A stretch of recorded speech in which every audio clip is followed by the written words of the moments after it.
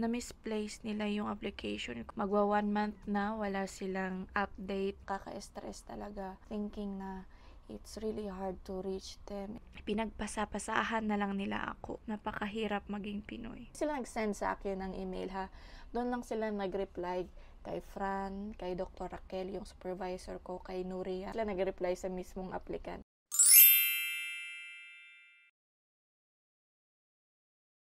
I am going back to Spain for a doctoral study and supposedly yung start ay nung January 1st pa. So for the reference lang, today is February 4, 2024. So dahil I'm going there as doctoral student, ang akala ko talaga is I will be getting a student visa. Kagaya nung ginawa ko nung master student pa ako, way back 2020 to 2022. At dahil nga sa experience na yon, I feel confident na yakang-yaka ko na ang pag-process ng student visa this time.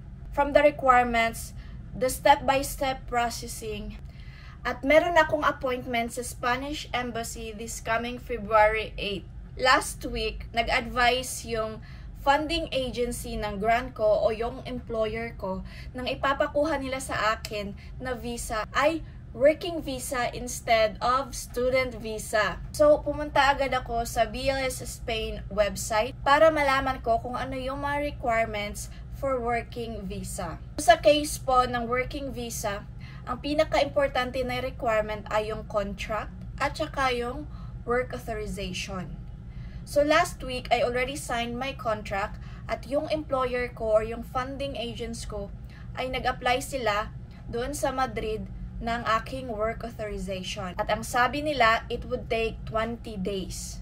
At sa mga nabasa ko naman na website, it would take 1 month or worst case scenario, 3 months. So this time, I'm on my waiting period sa aking work authorization. Last week, nag-apply ako ng NBI at nagpa-medical check-up na rin ako. Hopefully, this week, makukuha ko na yung DOH Authenticated Medical Certificate ko at ang NBI clearance ko dahil hindi ko siya nakuha last week since na-hit ako. So, may update sa mga documents na kinakailangan ko for my visa application. So, from my last video, I mentioned na nasa waiting period ako to receive my work authorization. Naka-receive ako ng email from my supervisor saying na my work authorization is finally approved. Good news to para sa akin kasi nung nalaman ko talaga na I will be getting a working visa, nalungkot talaga ako kasi I know na it would take time. Matagal siya. Nung nag-apply si employer, sabi nila it would take 20 days. So, nag-apply sila noong January 26, 2024. At ngayon ay February 7, 2024. So, mas earlier siya than expected, diba, na 20 days. Today is February 7 and tomorrow I have an appointment to pick my NBI clearance. Hopefully, available na si NBI clearance ko kasi nga I mentioned from my last video na na-hit ako. Tomorrow ko din kukunin yung medical certificate ko authenticated by the Department of Health kasi yun yung kailangan. I'm going to try to book an appointment sa DFA kasi I need to legalize or apostille the medical certificate and the NBI. So, kailangan po yun. I will try tomorrow na mag-walk-in. Kasi sabi naman sa website na they are also accepting walk-ins. Laban lang. I booked another appointment for visa application. At ang nakuha ko na pinaka-soonest is February 21. Andito na ako sa building kung saan ang medical clinic. Kung saan ako nagpapamedical.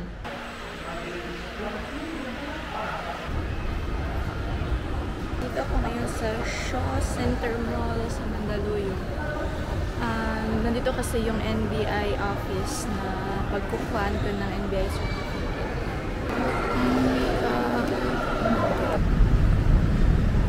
Nandito na ako sa SM Negramon kasi nandito yung office ng DFA na apostille din sila. So, hinahanap ko kasi naligaw ako. I don't know if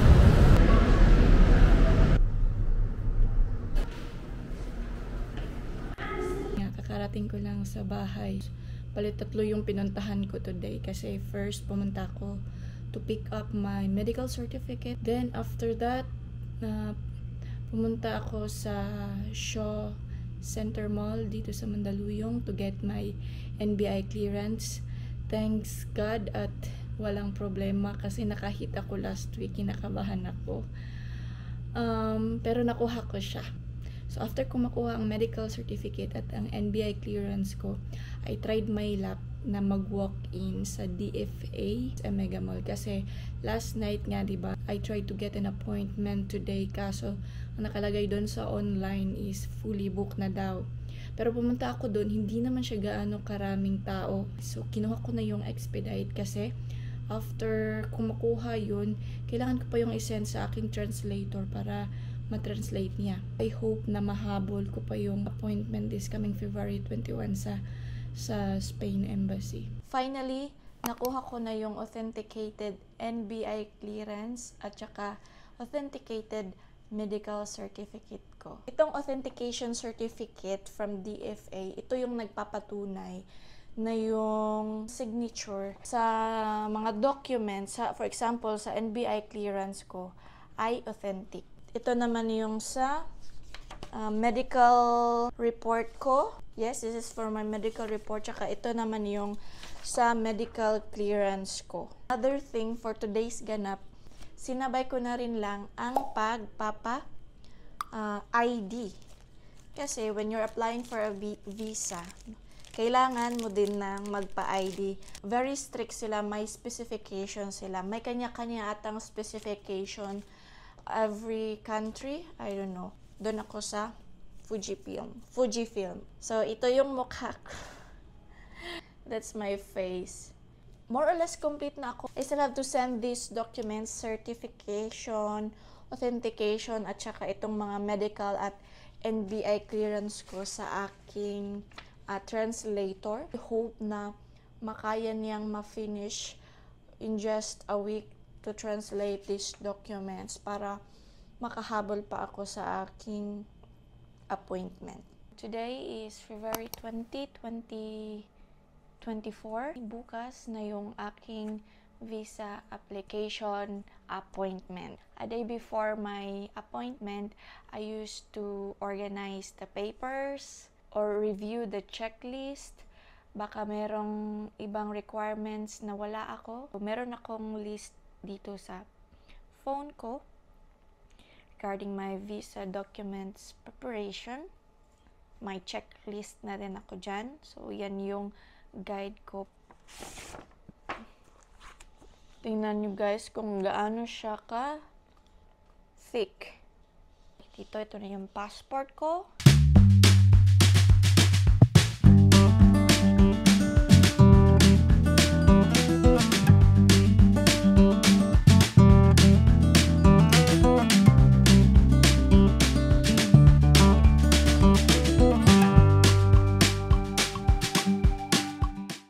Hello guys, good morning.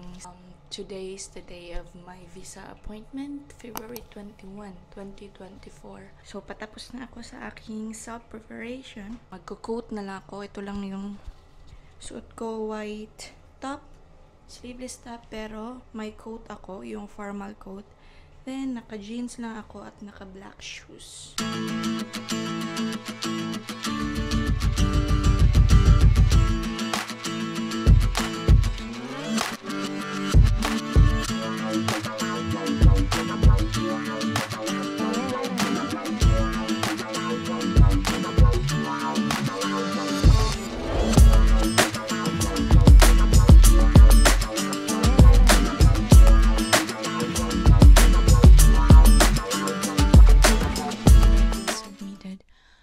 Requirement. Mating ako doon ng around 8:30 at yung appointment ko naman is 9:40. Ayos yung flow ng submission ng mga documents ko. Saglit lang ako doon sa counter. May scenario doon na hindi ako sure nung tinanong na ako kasi unat tinatanong nila kung anong visa ang ini-a-applyan ko. I told them na working visa. Tapos kasunod naman na question is high skilled ba yung work ko doon? Hindi ako ganun ka-sure kasi hindi ako nakapag-ready, hindi ako nakapag-search kung yung position ko ba doon is high-skilled. But alam niyo kung sinabi ko na yes, high-skilled. So, I'm not sure if that's going to be a problem. At kung high-skilled position pala, you don't need the medical certificate. Kasi, binalik sa akin yung medical certificate ko. Yung processing nila is 10 to 15 days. So, mag-aantay ako ng 10 to 15 days. And after that, ipapadala nila sa address na nilagay ko doon kung saan ko ipapadeliver. So, obviously, dito sa apartment na pinagstayhan namin is March 15, 2024. By the way, sorry for my nose patch. Until now, wala pa rin akong balita sa aking visa application. After the submission of the requirements, meron naman silang online tracking system na kung saan makikita namin doon kung applicant ka, makikita mo doon kung ano na ba ang progress ng application mo. And since day 1 or day 2, everyday talaga akong nag-check sa online tracking system na yon. And since day 2 until now, ang nakalagay lang is processing admission. Until now, na March 15 na. Yung date of application ko, kung matatandaan nyo, is February 21, 2024. Ang normal processing ng national visa is minimum of 10 days. So, within 10 days, ma-evaluate na nila yung mga documents mo. And if there's lacking documents or there's any problem or kailangan ka pa nilang i-interview for further clarifications, kinokontak ka na nila. Ikaso, yesterday, March 14, that's the 15 working days mula nung application date ko. Kaya nag-worry na talaga ako. Hindi naman sila nag-contact. And also yesterday, I emailed the BLS Spain.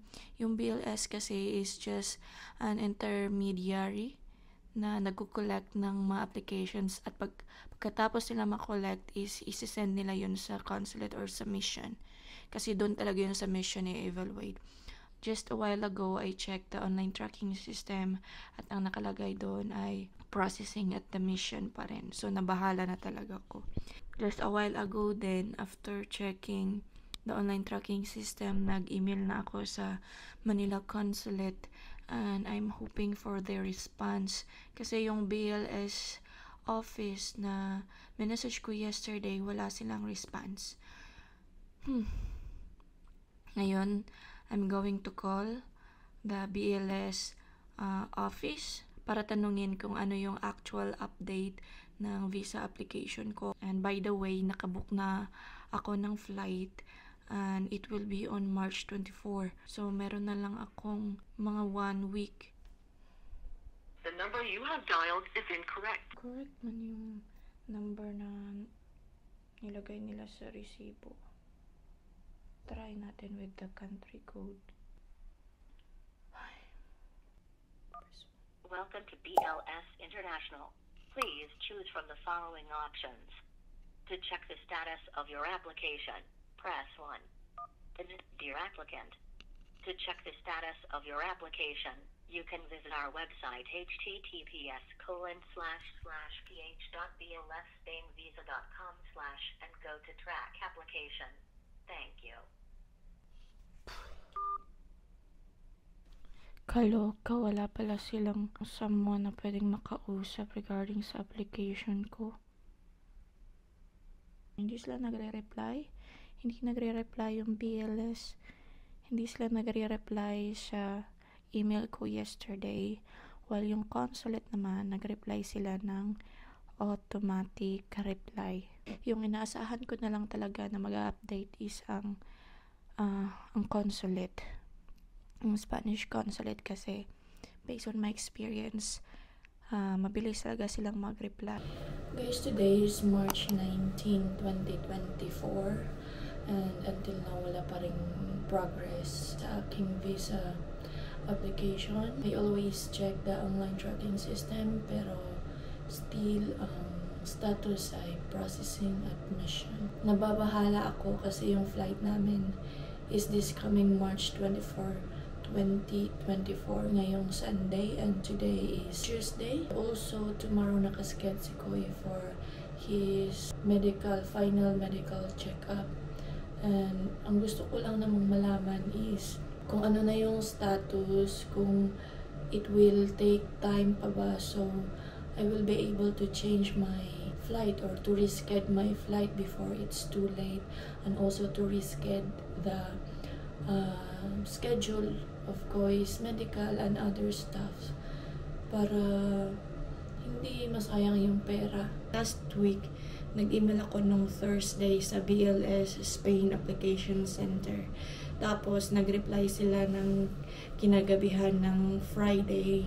Ang sabi nila na please be informed that the minimum processing date of national visa is 10 days. Binigyan nila ako ng email sa Spanish Embassy para daw doon na lang ako mag-ask ng inquiry ko. Pero before they gave that email address to me, I already emailed the Spanish Embassy since I already have that contact.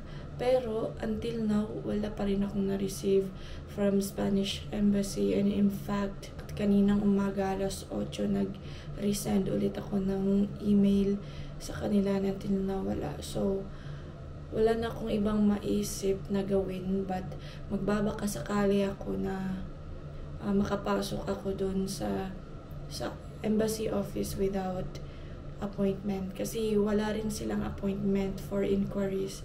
So, magbabaka sakali lang ako na makapasok ako at sana may makausap ako at maliwanagan ako. This is another visa update. Today is March 20, 2024. Kung matatandaan nyo, nag-apply ako noong February 21, 2024. So, bukas ay mag-iisang buwan na ang aking application at hindi pa rin ibinabalik or wala pa rin progress sa aking application status. Yesterday, February 19, nag-update ako sa inyo na papunta ako doon sa embassy. Then, pumunta ako sa embassy pero hindi ako pinapasok kasi wala akong appointment. Ang suggestion ng guard sa akin ay pumunta dapat ako sa BLS Spanish Application Center kung saan ako nag-submit sa aking mga documents. And then, si BLS Application Center na ang magkukontak sa consulate regarding sa progress ng aking application. Pumunta ako sa BLS Spanish Visa Application Center, mga around 11 na ata nun. Pero hindi ako in-accommodate ng guard kasi ang sabi ng guard, hindi ka rin ma-accommodate kasi during morning, they're accommodating those applicants or those persons na may appointment. So, pinabalik ako ng guard ng 2 p.m. yesterday. So, bumalik ako ng 2 p.m. I waited a little bit there before I was accommodated. But, ang masasabi ko lang, parang useless lang din yung pagpunta ko doon. Pumunta yung staff sa loob to check. Baka andyan na yung passport ko na misplace lang nila pero wala daw eh. Tapos bumalik siya. Ang sinabi lang niya sa akin is upon checking sa website, ang status ng aking application ay processing admission.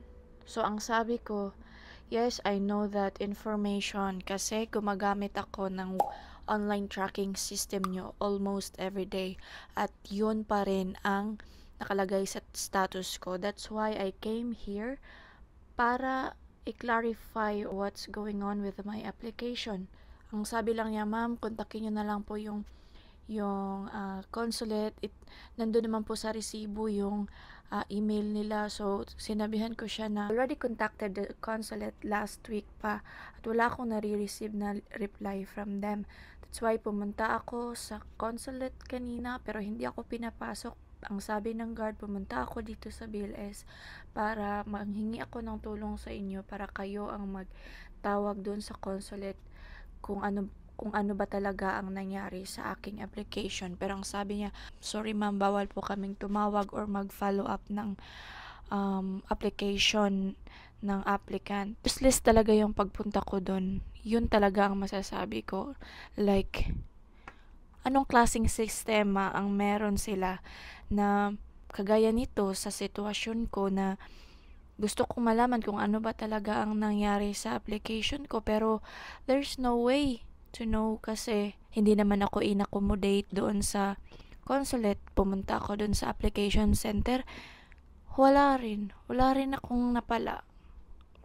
Kaya kahapon nung dumating ako dito sa condo namin, hindi na ako nakapag-video to update kung ano ba talaga yung nangyari sa lakad ko kasi I was frustrated nung dumating ako dito. Umiiyak ako kasi naiinis ako sa sistema nila. Sino ba namang hindi maiinis?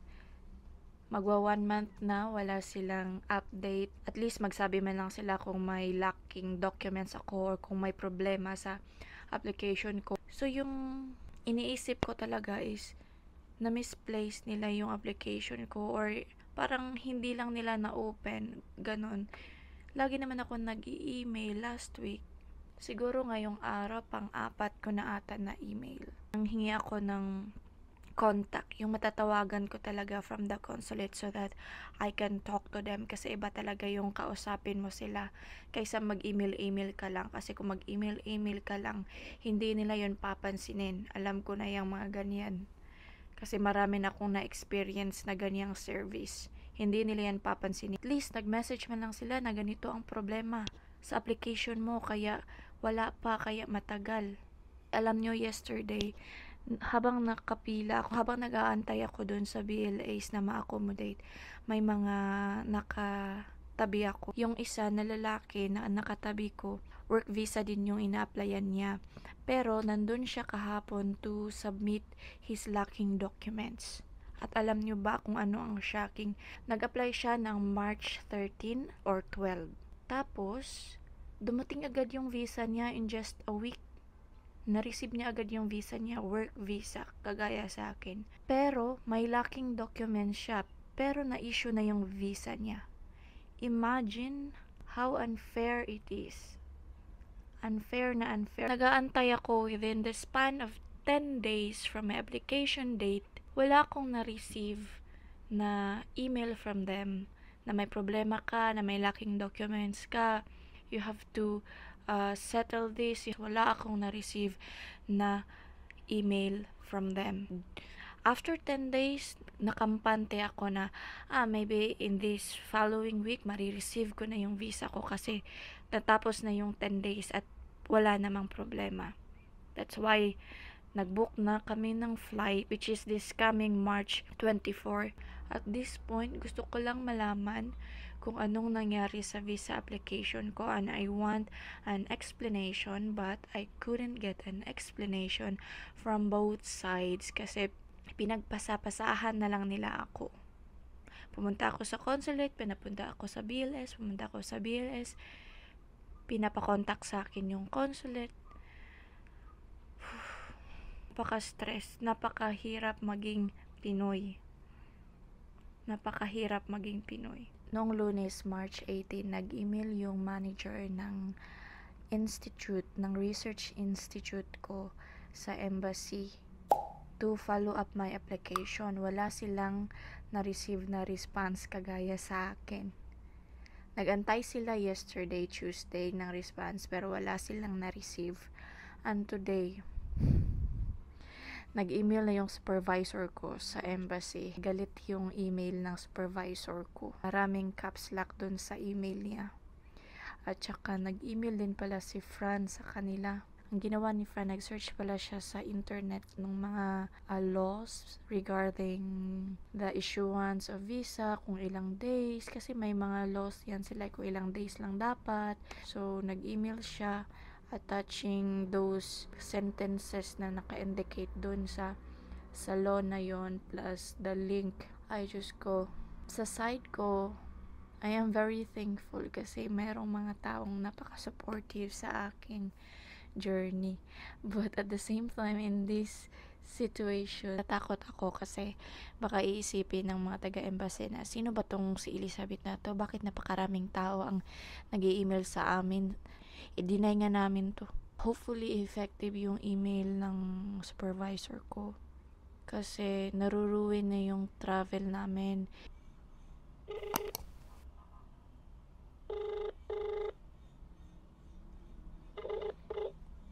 Hello, good morning. To follow up my application po, I submitted last February 21 po.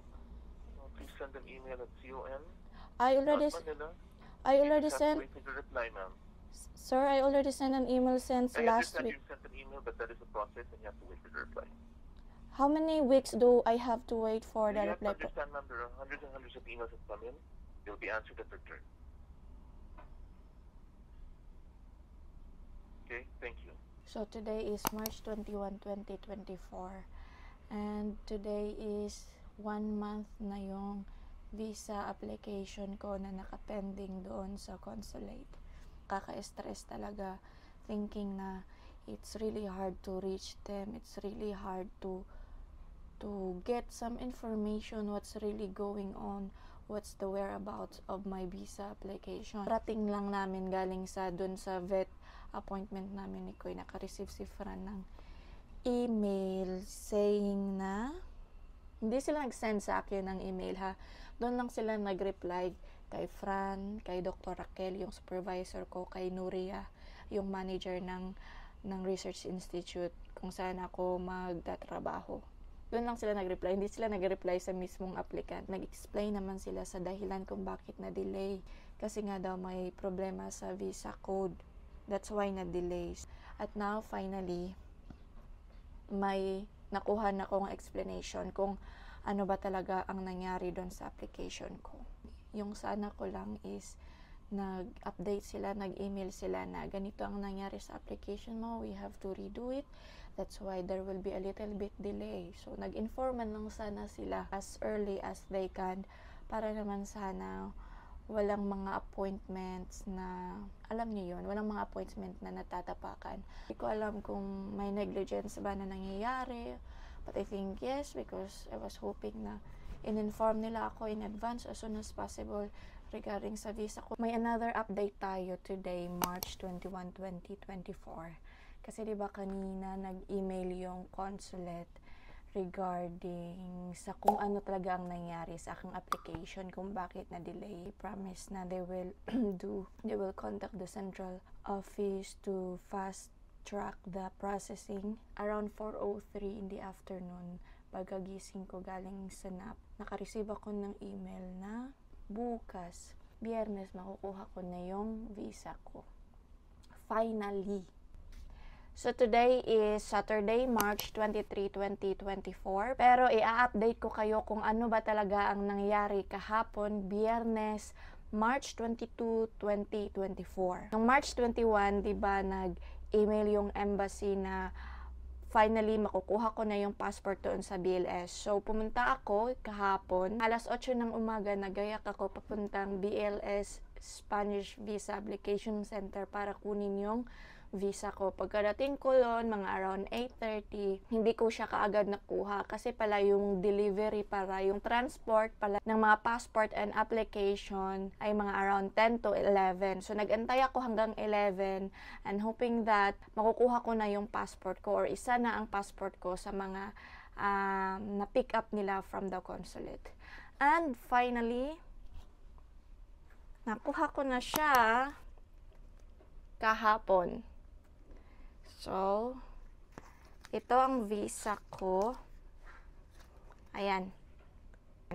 So, kaso ang problema, yesterday talaga, gumising ako ng maaga, thinking positive na makakalipad kami this coming Sunday, but unfortunately, hindi kami makakalipad dahil meron pa akong ipaprocess na mga OFW papers. Nakakasad lang kasi I am set to start this coming April 1.